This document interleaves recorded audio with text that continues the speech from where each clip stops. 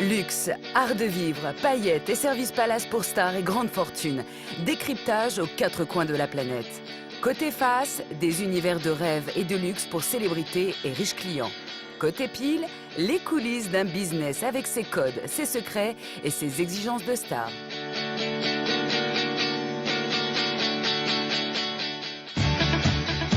Au cœur des Alpes françaises, deux luxueuses stations mènent une guerre sans merci pour se disputer les stars. Megève, l'élégante, et Courchevel, l'extravagante. Tous les opposent, sauf le luxe. J'ai beaucoup d'amis qui sont à Courchevel, qui vendent les mêmes bouteilles de champagne et les mêmes bouteilles de vin que nous ici à Megève. Ils les vendent entre 3 et 4 fois plus cher que nous. Megève, avec ses calèches, son village de cartes postales et ses magnifiques chalets, cultive une image très chic. C'est vrai que dans notre valise, on prend aussi bien la combine de ski qu'une petite robe de soirée quand on vient à Megève. Voilà. C'est ici que les personnalités adorent venir se cacher. On y a même aperçu Carla et Nicolas Sarkozy à l'occasion d'une Saint-Valentin. Sa rivale, la très branchée Courchevel, parie, elle, sur la démesure. La plus grande concentration de palaces, de restaurants étoilés et de spas.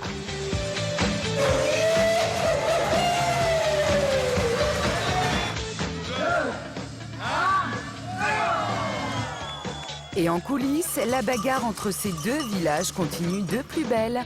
Vous verrez comment Megève a su habilement exploiter son histoire et faire du style montagnard un business très lucratif. C'est exactement ce que je cherche, oui. Et c'est énorme. Courchevel riposte en se mettant en quatre pour attirer les derniers nouveaux riches, les milliardaires russes. Plongés dans l'univers des célébrités et des milliardaires, mais aussi de ceux qui sont à leur service. Un monde hors norme où tous les rêves sont permis, à condition d'être une star.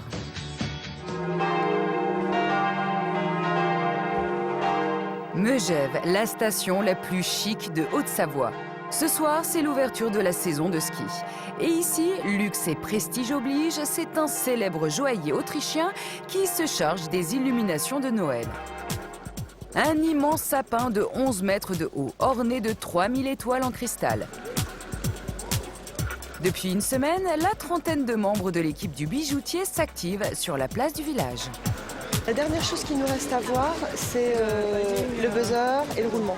Alors, on va se mettre à 4000 personnes sont attendues pour cette illumination. Une grosse opération qui rend un peu fébrile le maire de la ville. Nous montons tous les deux. À quel endroit nous positionnons-nous ici? Moi, je trouve que si le joaillier a mis les petits plats dans les grands, c'est que Megève représente pour lui la ville la plus sélecte et élégante de France devant Paris. Seules quelques villes prestigieuses comme New York ou Sydney ont droit à leur sapin décoré de millefeuilles. Coût de cette opération de communication tout en cristal, 180 000 €. C'est un budget important, mais c'est surtout la volonté, c'est vraiment de faire les choses bien. On est toujours dans un univers où on veut que les choses soient faites de façon qualitative. Et on veut vraiment que ce soit une très belle fête.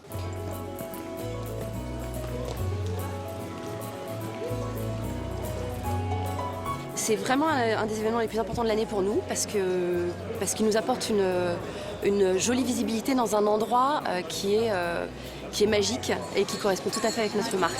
La ville de Megève, c'est un écrin bijoux, une ville qui pétille, qui est merveilleuse, qui apporte du rêve, de l'imagination. Et pas de rêve sans star. Après Adriana Carambeu, c'est une comédienne qui va inaugurer cette nouvelle saison d'hiver. Madame Alice Taglioni.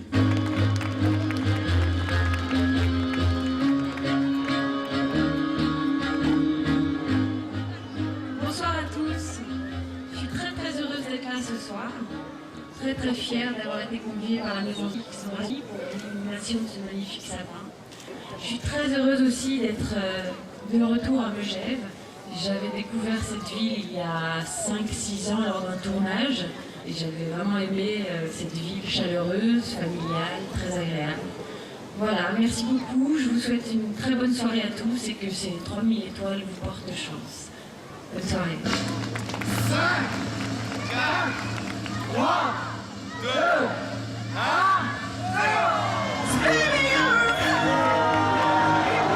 La fête est lancée. Elle durera tout l'hiver. Le sapin trônera sur la place jusqu'en avril. Ce soir, pas de vin chaud, c'est champagne gratuit et à volonté pour tout le monde. Plus de 250 bouteilles et 120 magnums offerts. Dans cette ville que les stars comme Patrick Bruel, Gad Elmaleh ou Raphaël et sa compagne Mélanie Thierry aiment particulièrement, rien n'est trop beau. Pendant la saison, la population de Megève va passer de 5 000 à 50 000 habitants. Et pour attirer les plus riches de la planète, la station a choisi de cultiver un style montagnard, mais très chic. Les agences immobilières proposent des chalets parmi les plus beaux des Alpes. Ici, les prix de ces biens d'exception se calculent en millions d'euros.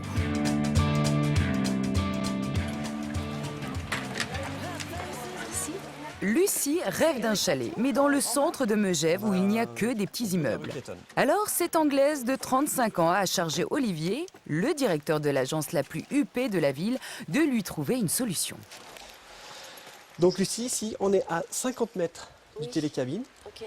Et on Dans est quelle direction? en plein centre-ville, à 50 mètres sur ma droite, Ah, ok. Et- Génial. en plein centre-ville. Génial. Exactement ce que vous recherchez. On y va. Lucie et son mari, trader à la City de Londres, vont être contents. La future résidence du couple se niche peut-être au dernier étage de cet immeuble. Bienvenue dans ce magnifique penthouse. Olivier leur propose un bien unique, un appartement qui ressemble à un chalet. Alors, ce qui est très intéressant sur cet appartement, ce penthouse, c'est qu'on a des hauteurs sous plafond qui sont énormes. Donc, on est dans un chalet, sans les inconvénients du déneigement, Exactement, je veux de pas tout l'entretien, l'été comme hiver. C'est exactement ce que je cherche, oui. Oui. Et c'est énorme. 360 mètres carrés avec une mezzanine. L'appartement est neuf, meublé très design, mais construit dans le style traditionnel de Megève. J'ai vu ce bois partout en Megève.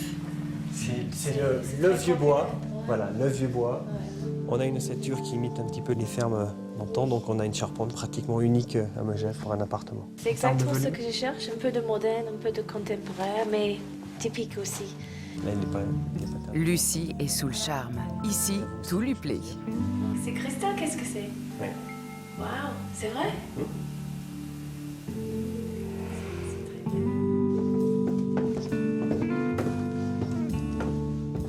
L'appartement comporte 4 chambres, chacune avec leur salle de bain.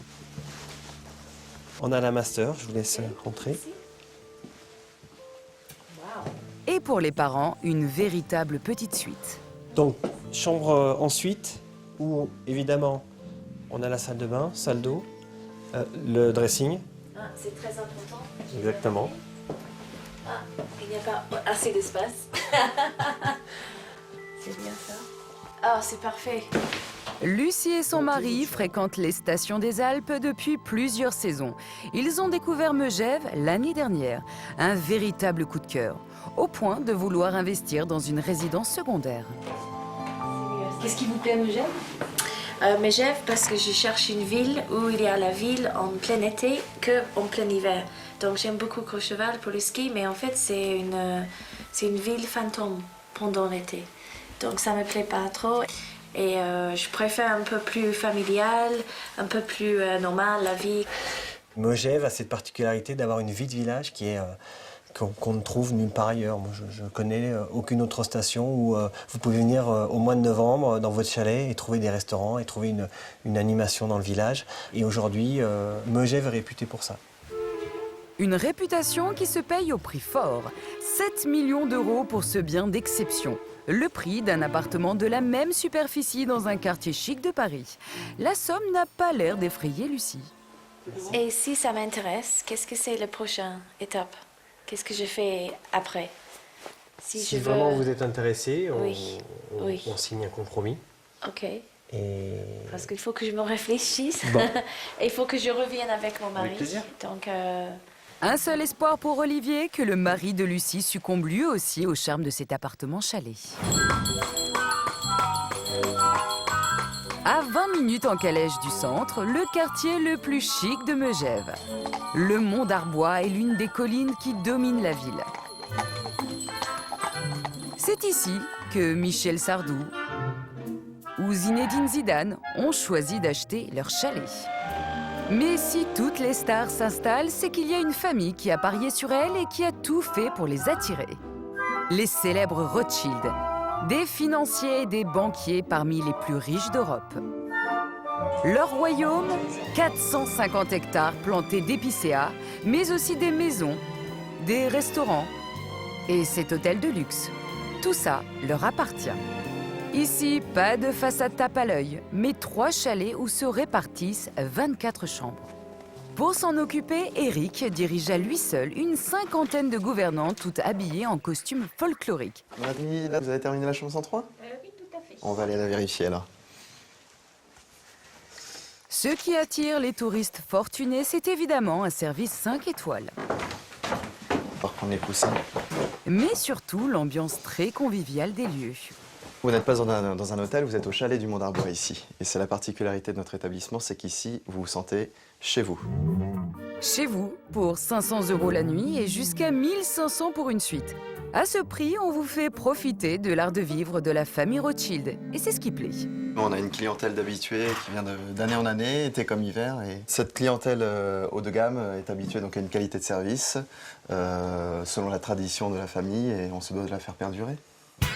Car cette tradition ne date pas d'hier.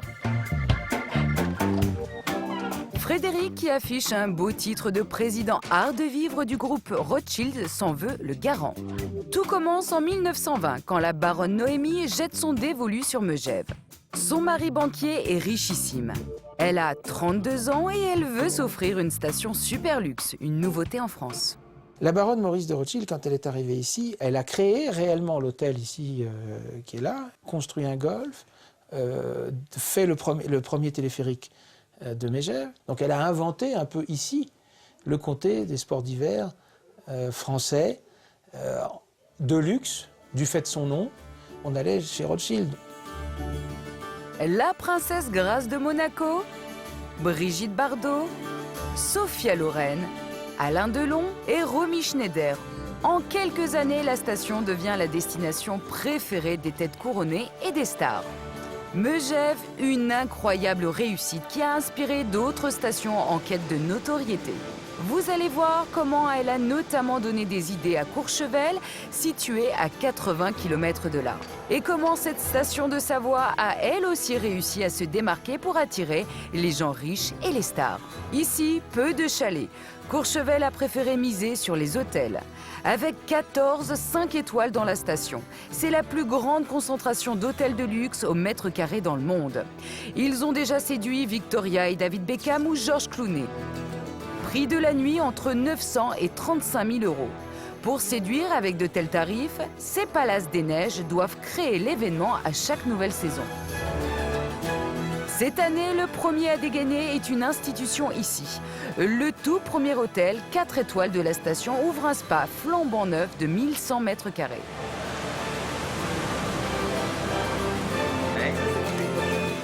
Pour l'inaugurer, 2 stars françaises de la glisse, l'ex-champion de ski Luc Alphand et Clémentine Lucine, double championne du monde de ski nautique. Et pour l'occasion, il n'hésite pas à se mouiller. Répétition générale avant la grande soirée prévue le lendemain. Si on m'avait dit il y a quelques semaines que je fais du ski nautique à l'intérieur, j'aurais pas cru. Hein. Mais écoutez, c'est super, parce que même dans des spas extraordinaires comme celui-là, on peut même faire du ski nautique, donc c'est super. À Courchevel, on compte déjà 32 spas, alors tout est bon pour faire parler de soi. Même réussir à faire du ski nautique sur les 17 mètres de la piscine.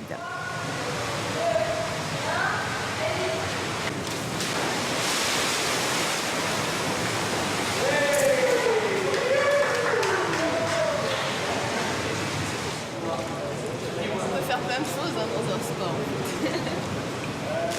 Pari réussi, enfin presque.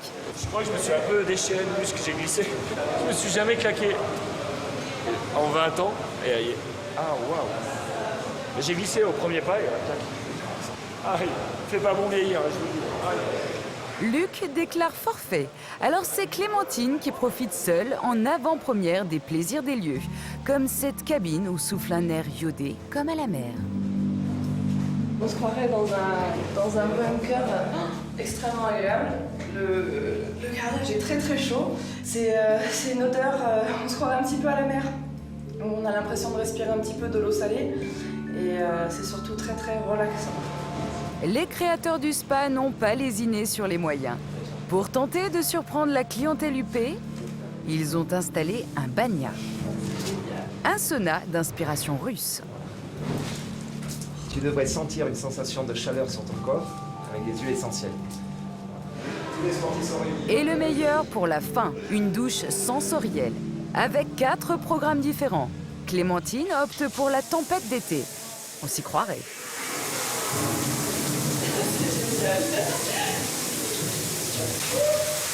Ça devient froid. C'est génial comme truc. C'est entre les odeurs, les différences de température, les bruits, les lumières, c'est extraordinaire. J'avais jamais vu ça. Mais le plus surprenant, ce sont encore les coulisses de ce spa dernier cri. Car pour le construire, il a fallu creuser sous la piste de ski qui longe l'hôtel. 7 mois de travaux ont été nécessaires pour l'enfouir. Une vraie prouesse technique.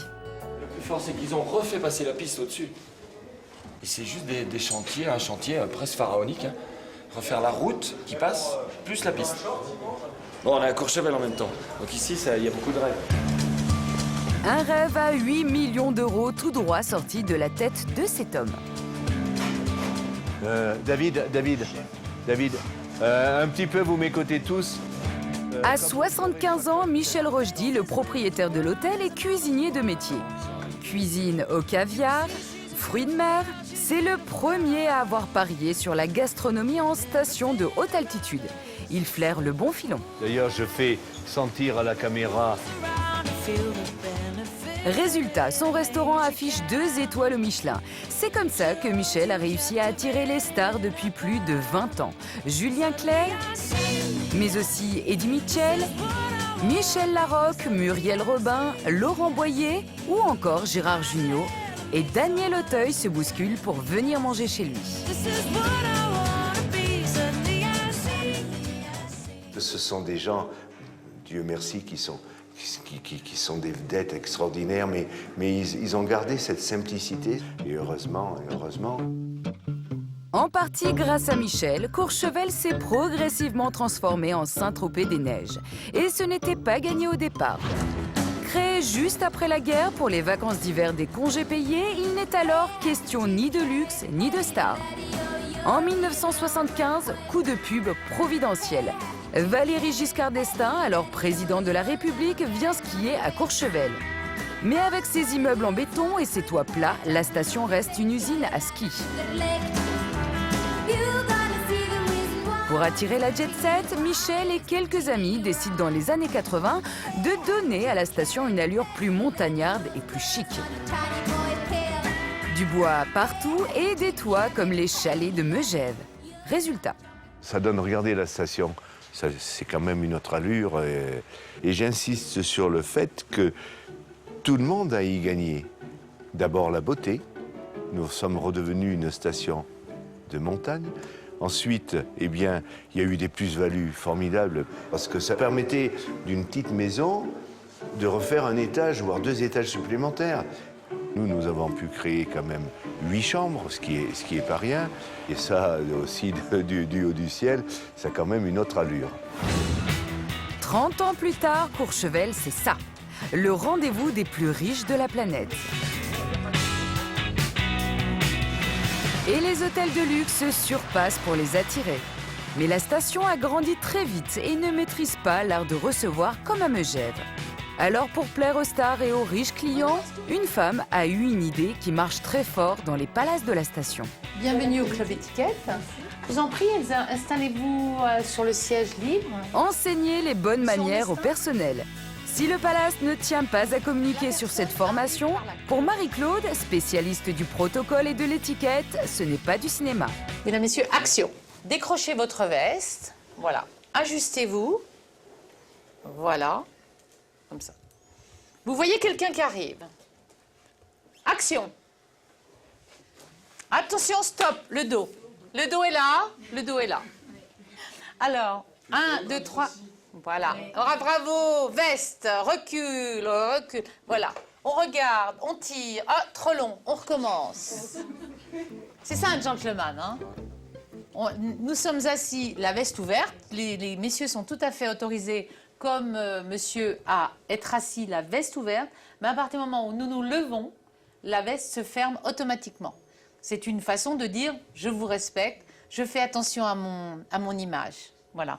Et tous ces gestes doivent... on connaît bien sa veste, il faut bien connaître son vêtement en fait. Donc vous allez vous lever. Maîtriser les codes en usage chez les plus riches et pour se sentir à l'aise en toutes circonstances, c'est le but de ces exercices. Comment applaudir Stéphanie?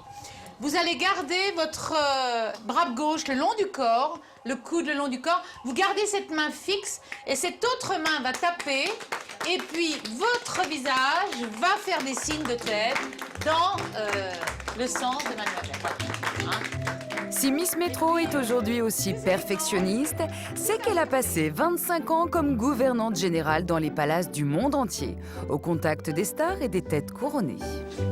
Cette expérience, je l'ai tirée un jour, j'avais 21 ans, et j'étais gouvernante générale, et j'accrochais le sautoir de mademoiselle Taylor, d'Elizabeth Taylor, et je tremblais, et j'avais des sudations, j'étais vraiment pas très à l'aise, et je devais aussi lui accrocher une broche sur sa robe en mousseline, et par crainte et manque d'assurance, j'ai déchiré sa robe. Et je me suis dit, j'ai eu honte, vraiment, j'ai eu honte. Et je me suis dit, un jour, il faudra que je dise ça aux jeunes. J'ai perdu beaucoup de temps, j'ai perdu 20 ans parce que j'avais peur. Voilà. Récupère. Récupérez. Attention, quand vous venez là, vous êtes vraiment le long.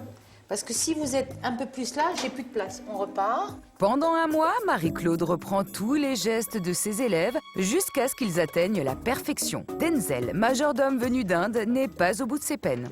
Comment vous allez faire là? Ah, so it was the other side. Yeah. The opening is on the left. So you must escort me by the left. Yes. Yeah. Do you understand? Yes. Action. Welcome to your apartment. Rapprochez-vous un peu les pieds. Voilà. Welcome to your apartment. Voilà, parfait. Bravo. S'il vous plaît. Et la journée se termine par un petit cours d'hygiène. Marie-Claude n'a pas de limite quand il s'agit de servir la clientèle de luxe. Nous sommes dans une maison qui est chauffée par le sol, entourée par le bois, avec des feux de cheminée, plus les émotions, plus le travail, un petit peu la fatigue. Votre gorge est encrassée. Le meilleur moyen, c'est de faire 2-3 gargarismes par jour. Ensuite, pour les brosses à dents, je vous en conseille 2. Une un peu plus dure, une un peu plus souple dans leurs enveloppes pour les protéger. Et vous allez vous laver de la gencive à la dent, de bas en haut, mais également à l'intérieur de la joue. Vous allez nettoyer l'intérieur de vos joues.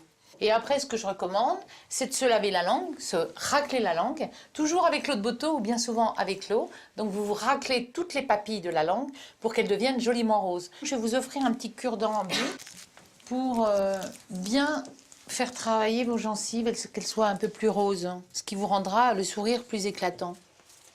Marie-Claude reviendra l'année prochaine pour constater les progrès réalisés par ses élèves. Ceux qui n'auront pas intégré ces leçons risquent bien d'être remerciés. Retour chez Michel pour la soirée d'inauguration du spa. Une grande fête pour laquelle près de 500 invités ont fait le déplacement. Mais aussi plusieurs chaînes de télévision. Luc Alphand est évidemment de la partie, comme l'ancien cycliste Richard Virenque. Et Patrick Sabatier, venu jouer le maître de cérémonie. Il y a quelques mois, il m'a dit un jour, je vais faire un gros truc. Je trouvais que c'était déjà énorme. Non, je vais faire un gros truc. Déjà quoi? Tu verras. Allez, c'est parti! Une belle glissade. Et Michel est tellement content du spectacle qu'il se jette lui aussi à l'eau.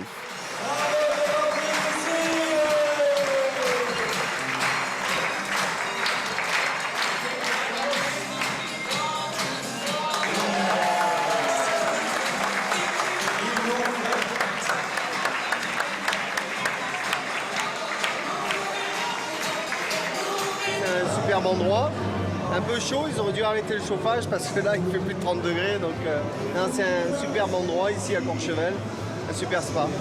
Fabuleux, fabuleux. Ah oui, vous avez vu son parcours, c'est génial. Est-ce que ça vaut 8 millions d'euros tout ça alors? L'avenir le dira. Michel s'est donné 2 ans pour amortir cet énorme investissement. En attendant, ce soir-là, le champagne a coulé à flot. Risotto aux truffes, verrine sophistiquée, huîtres, le chef 2 étoiles, une fois de plus, n'a pas lésiné sur les moyens. Pour continuer d'attirer les VIP, Courchevel s'est lancé dans une véritable course à la surenchère.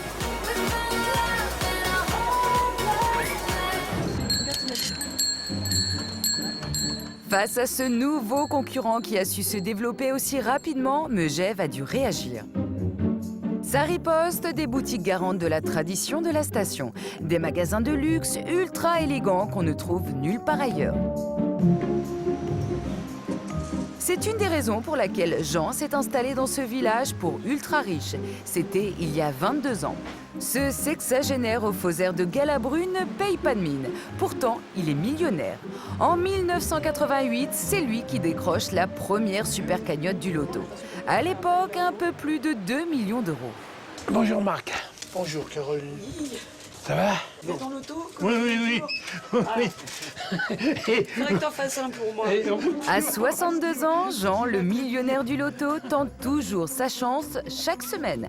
Mais aujourd'hui, c'est pour s'amuser. Je te redonne ce qu'ils m'ont donné il y a presque 24 ans en arrière. Oh ben, et on a les plaisirs qu'on se donne, hein. Mais je suis quand même content quand c'est que je gagne un petit peu. Jean est devenu rentier et n'a plus besoin de travailler pour vivre. Il habite désormais dans un chalet qui vaut 5 millions d'euros. Moi, le destin m'a donné X fois plus que je lui ai demandé.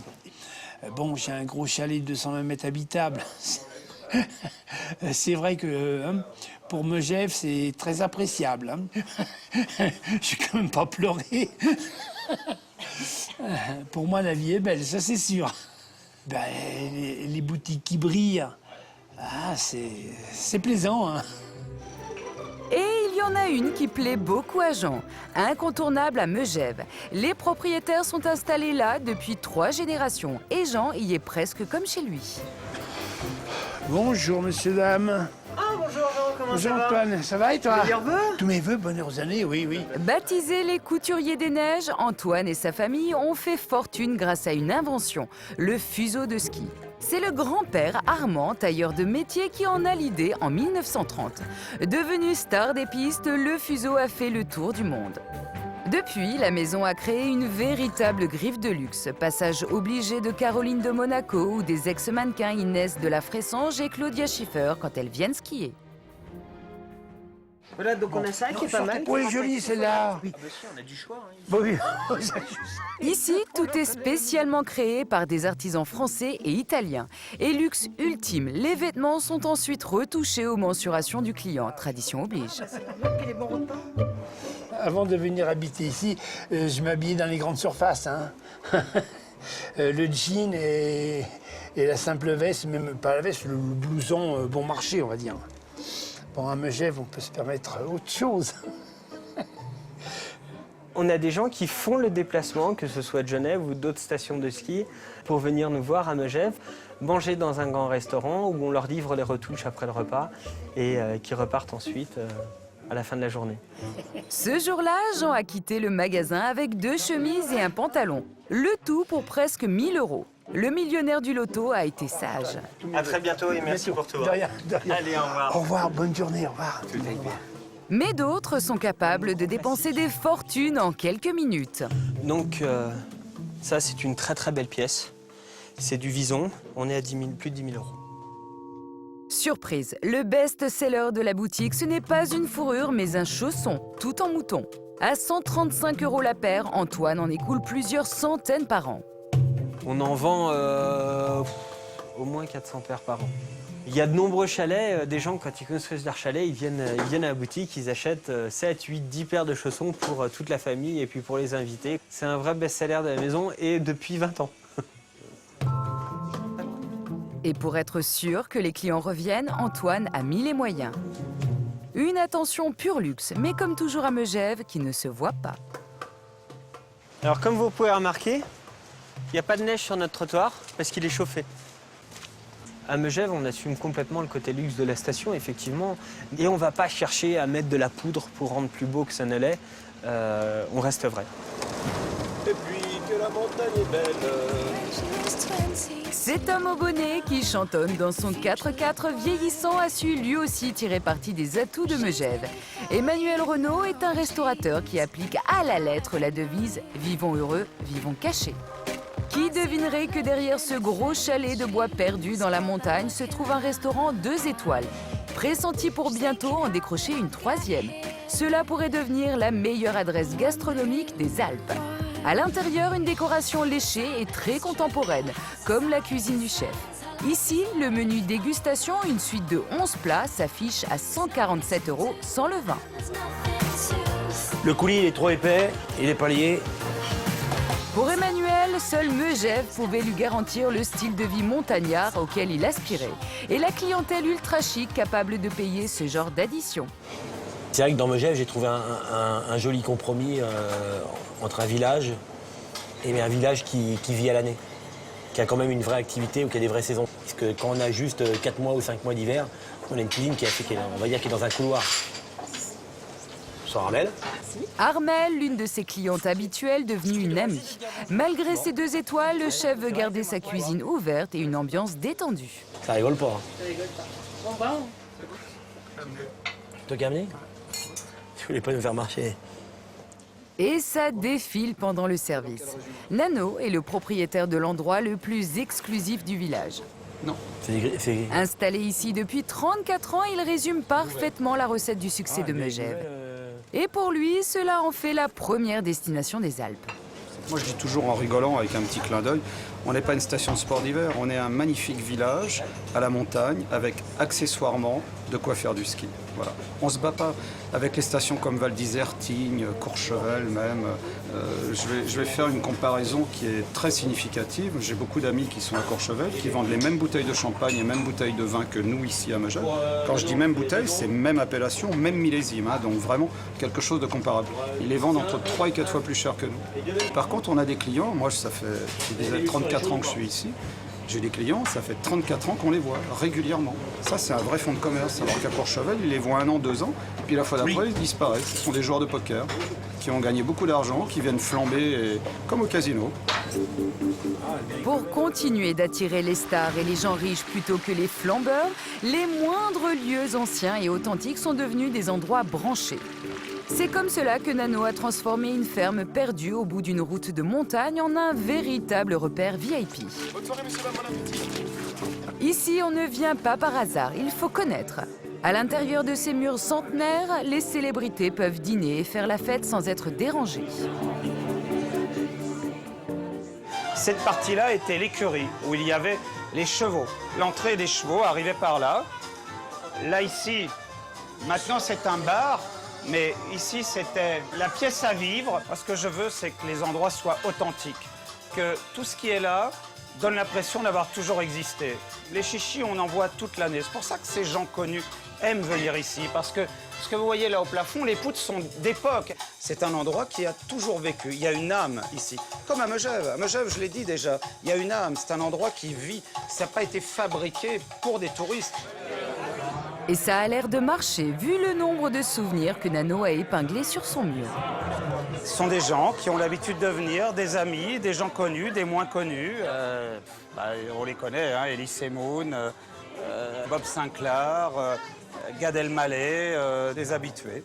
Parmi ces habitués, Zinedine Zidane, Patrick Bruel, Christian Clavier et Marianne Chazelle, Patricia Cass, Véronique Jeunesse et même Jacques Chirac. Ils sont reçus d'une façon conviviale et amicale, comme s'ils étaient chez eux. Si Courchevel ne peut rivaliser avec l'histoire de Megève et sa tradition de l'accueil, la station a misé sur ses 600 km de piste et surtout sur les étrangers. Mais pas n'importe lesquels, les nouvelles fortunes mondiales et en particulier les Russes. Ce sont les plus gros clients de Courchevel. Ils représentent à eux seuls la moitié de son chiffre d'affaires annuel.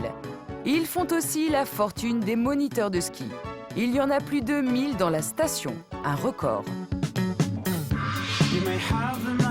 Il est 9h et Lucas, 25 ans, part travailler. Mais avant, ce moniteur de ski doit aller chercher son client. Car ici, les cours collectifs n'ont pas beaucoup de succès. Lucas a rendez-vous dans l'un des plus beaux palaces de la station. Tout est pensé pour éviter à la clientèle une inutile fatigue ou perte de temps. Alors en fait, il y a des petits numéros de chambre ici, des numéros qui correspondent aux numéros de chambre des clients. Et donc tous les skis sont bien rangés par numéro de chambre, sont préparés comme ça par les skimans de l'hôtel chaque matin. Et donc je viens positionner mes skis juste à côté de ceux de mes clients, comme il faut pour que ça soit bien rangé. Et pas question d'encombrer le hall de l'hôtel. Quand les élèves sont en retard, comme c'est le cas pour Lucas ce matin, les moniteurs attendent dans un local à part. Bravo. Salut Lucas, ça va bien? Bien et toi? Ça va, nickel. Et donc ici, nous avons un ski room réservé aux moniteurs, juste ici. Bonjour messieurs. Donc voilà le ski room réservé aux moniteurs avec la petite caméra qui donne sur le ski room client pour voir quand nos clients arrivent. D'ici 5-10 minutes, je pense qu'il sera là d'ailleurs. Ça arrive parfois d'attendre jusqu'à midi et demi, de temps en temps. Mais je pense que c'est des cas particuliers où le client a fait la fête. Voilà, le client vient d'arriver. On va y aller. Comme tous les moniteurs, Lucas est payé 400 € la journée. Mais ce qui fait la différence ici, ce sont les pourboires, jusqu'à 20% en plus. Voilà pourquoi Lucas est aux petits soins avec son jeune client. Alex a 15 ans et bien sûr, il est russe. C'est le fils d'une riche famille de banquiers. Lucas va lui offrir un cours sur mesure, faisant tout pour devancer ses attentes et lui faire plaisir. Alors c'est parti, il est prêt, juste là, il nous attend. Il s'impatiente, donc on va vite y aller. Alex, gdzie jest? Dawaj, 180. Les Russes les plus riches engagent souvent leurs moniteurs à la semaine. Lucas a de la chance, lui a été réservé 15 jours. Et c'est dans la langue de Tolstoï qu'il corrige en permanence les mouvements de l'adolescent.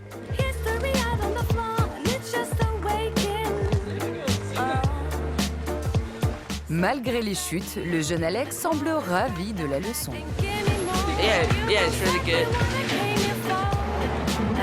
Pour s'assurer cette clientèle de luxe très généreuse, Lucas n'a pas hésité à reprendre ses études.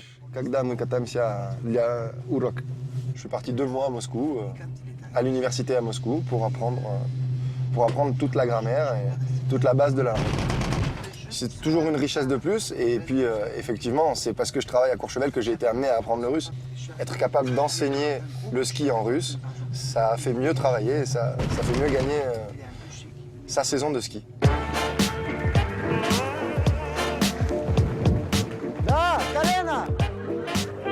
Et ce n'est pas le seul avantage, car après avoir donné des cours de ski, les moniteurs profitent de la générosité de leurs élèves qu'ils ne quittent pas de la journée. Quasiment chaque midi, quand nous sommes à l'engagement comme ça, nous déjeunons avec les clients dans des endroits particuliers, assez luxueux.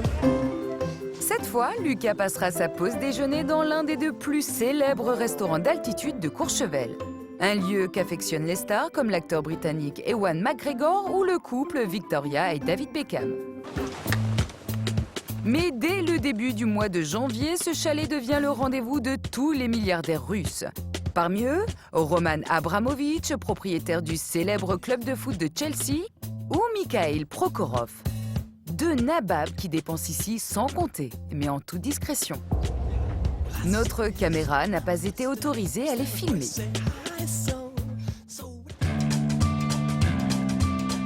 C'est devenu un rituel à Courchevel. Chaque année, le 6 janvier, 20 000 Russes se retrouvent dans leur station préférée pour fêter le Noël orthodoxe.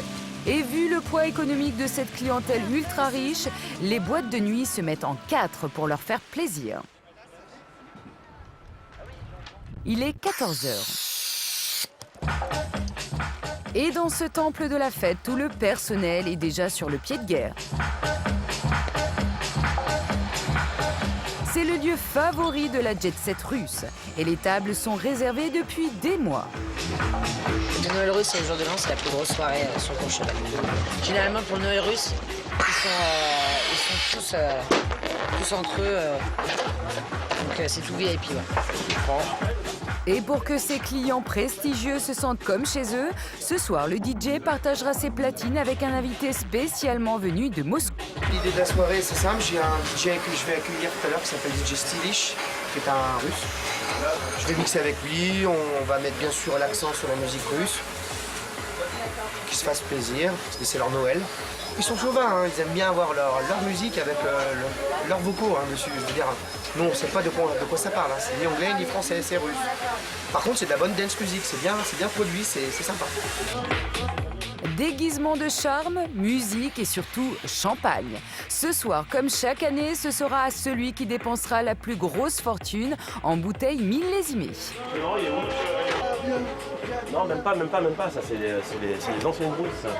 Il va y avoir les énormes. Voilà pourquoi Stéphane, le patron du club, vérifie en personne que chaque table dispose d'une vasque remplie de neige fraîche. Car plus elles sont grosses, plus c'est rentable. On met des bouteilles de champagne dedans. On va mettre des Jéroboam, Magnum, Mathusalem. Combien de bouteilles? Je sais pas, mais ils les vendent. Mais c'est cher. Pour une soirée comme celle-ci, c'est très cher.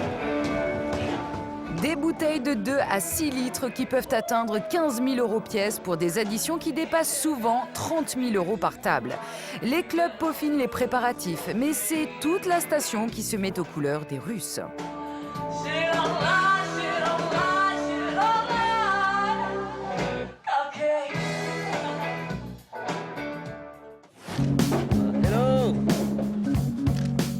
Pour Alain, le responsable de l'animation de Courchevel, c'est le jour le plus important de la saison. Les vacances russes, c'est vraiment des moments à pas manquer. D'abord parce qu'ils attendent. Et puis le Noël russe, ça a quelque chose de magique. Vous allez voir ce soir, c'est vraiment pas mal. Voilà, ma traductrice. Pour réussir cette soirée, Alain a fait appel à Christina, une vraie Russe qui fréquente la station depuis 10 ans. Depuis le 31 décembre, toute la station, il n'y a que des Russes. Je pense 99%. Parce que là, on est là depuis quelques jours et on n'entend que parler le russe. On va descendre. Et donc, ça fait plaisir, comme ça, on se sent un petit peu comme sur la place rouge, mais à Courchevel.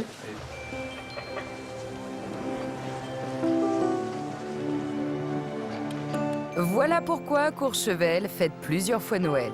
Pendant qu'un Kremlin en contreplaqué est dressé au bas des pistes, Alain va vérifier que la chorale chargée de l'animation ce soir est bien arrivée. Bonjour. Meilleurs vœux. Alors, les choristes? Meilleurs vœux. Rien ne nous arrête, hein. On affronte les intempéries. Je vois. Vous êtes le poumon de l'équipe, hein. On compte sur vous. Hein. Tout repose sur vous maintenant. Hein. Une dizaine de chanteurs français qui vont interpréter le répertoire du Noël orthodoxe. À leur tête, Elena, qui a tout fait pour que sa chorale ait l'air plus russe que nature. Ça va? Alors, Elena est bien entendu russe. Et elle ne passe jamais inaperçue.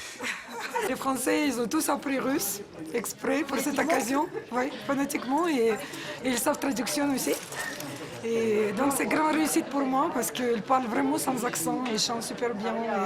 Et les Russes, ils n'arrivent pas à comprendre que c'est les Français. Ouais.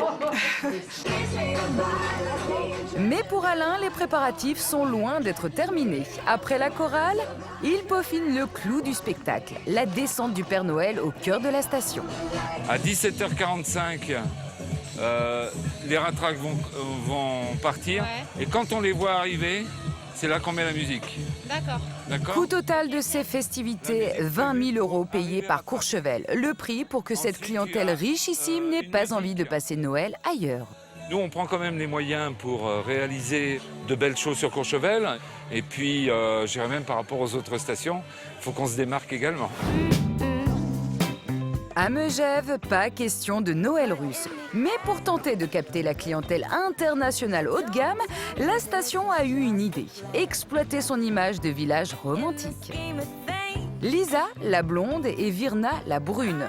30 ans et sœurs jumelles ont décidé d'en profiter. Elles sont devenues wedding planners, spécialisées dans l'organisation de mariages d'hiver à Megève.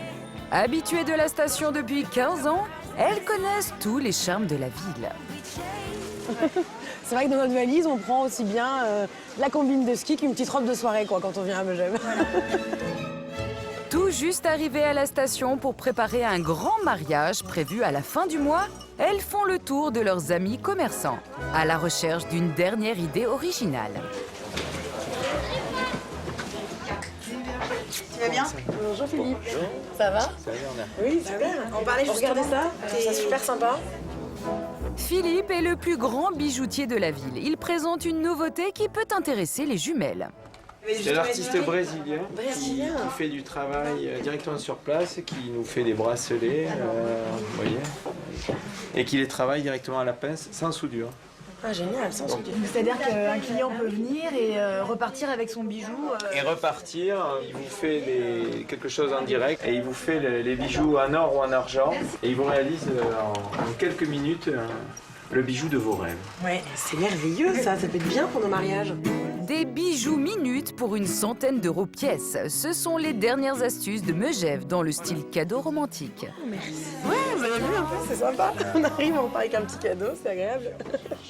Mais l'idée, c'est d'être toujours un petit peu à l'avant-garde et de proposer toujours des choses un peu en décalé et d'être un peu le premier à essayer de surprendre notre clientèle.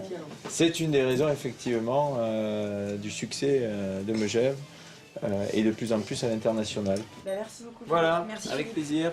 Merci beaucoup, au revoir.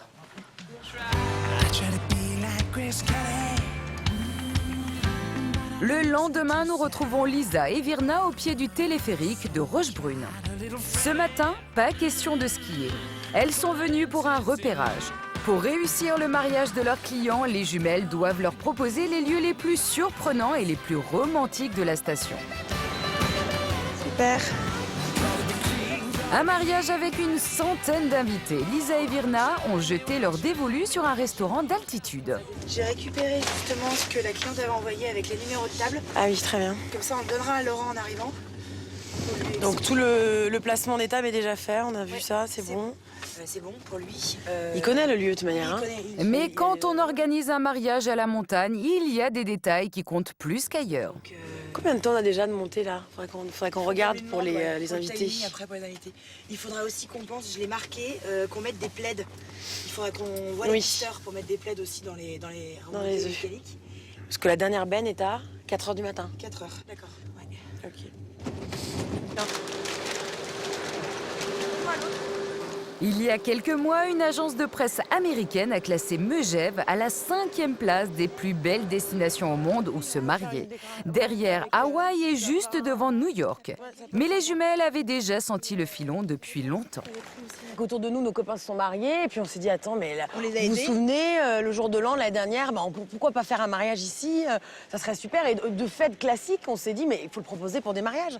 Et puis c'est vrai qu'il c'est tellement féerique, la neige, les sapins, les calèches, les traîneaux, tout ça. Il y a un univers qu'on s'est dit c'est tout à fait exploitable pour le mariage. Pour le mariage, voilà, complètement. Oups.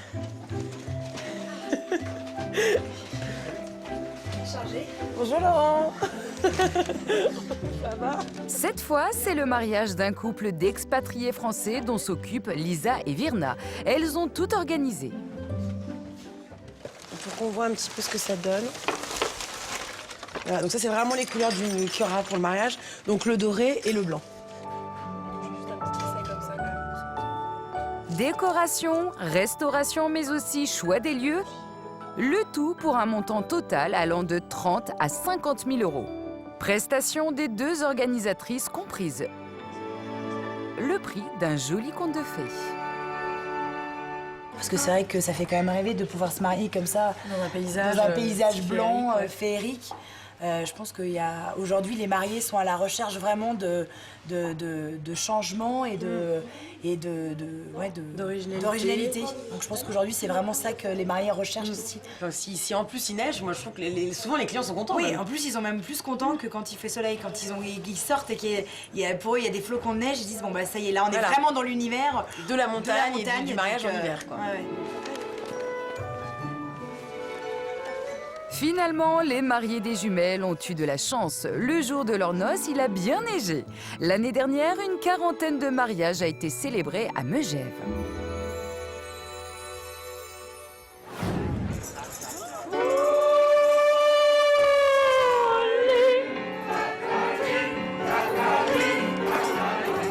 Retour à Courchevel, où la saison russe fait la fortune de la station. Et les festivités viennent de commencer. Elena et sa chorale ouvrent le bal devant près de 500 compatriotes. Et entre vin chaud et chants orthodoxes, les Russes semblent apprécier l'attention que toute une station leur porte.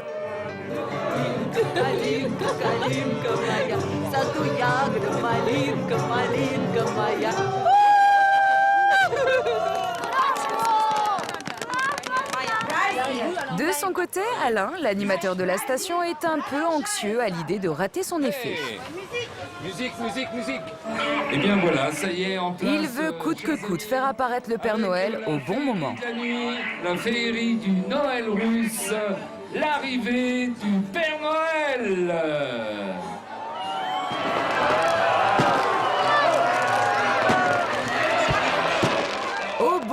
D'un impressionnant feu d'artifice, l'homme en rouge fait sa descente, escorté par une centaine de moniteurs de ski. Une façon pour eux de remercier les Russes d'être d'aussi bons clients.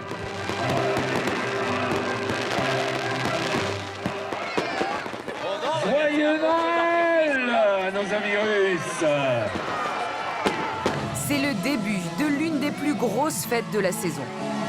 Près de 20 000 personnes vont réveillonner en même temps. Cette nuit, la station leur appartient. La Courchevel, la Russian people, thank you.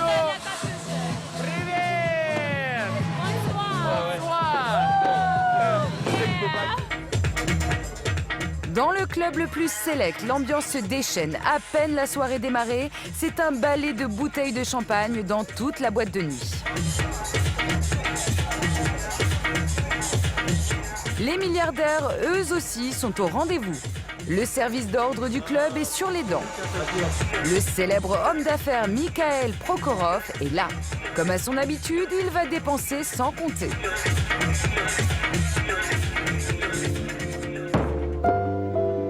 Cette année encore, avec son 10e Noël russe, Courchevel a montré à quel point la station tenait à ses richissimes touristes.